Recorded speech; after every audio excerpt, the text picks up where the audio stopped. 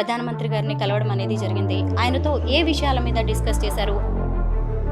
గత 10 ఏళ్ళుగా మేము పొందలేకపోయాం. మీరు ఈ దేశ ప్రధానిగా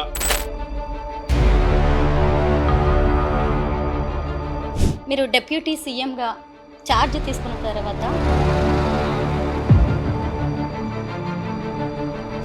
6 గ్యారంటీలకు సంబంధించిన అంశాలపైన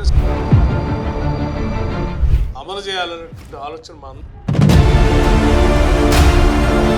కాంగ్రెస్ పార్టీ అంటేనే అంతర్గత కుమ్ములాటలు, వర్గపోరు, విభేదాలు అని ఒక అపప్రద ఉండేది సార్. అంటే ఢిల్లీ జర్నలిస్ట్గా నేను కూడా చాలా దగ్గర నుంచి కాంగ్రెస్ నేతల్ని చూడడం అనేది జరిగింది.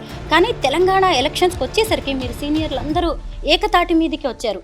మిమ్మల్ని నడిపించిన ఫోర్స్ ఏంటి సార్?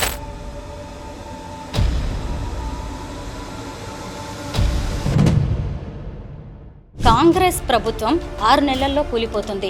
కాంగ్రెస్ ఇచ్చిన గ్యారంటీ లేదు అని ప్రతిపక్షాలు మీ గురించి చాలా నెగిటివ్గా, అంటే ఇది కామనే కావచ్చు, కానీ వాళ్ళకి మీరేం చెప్తారు? మేము అధికారం ఉన్నా లేకపోయినా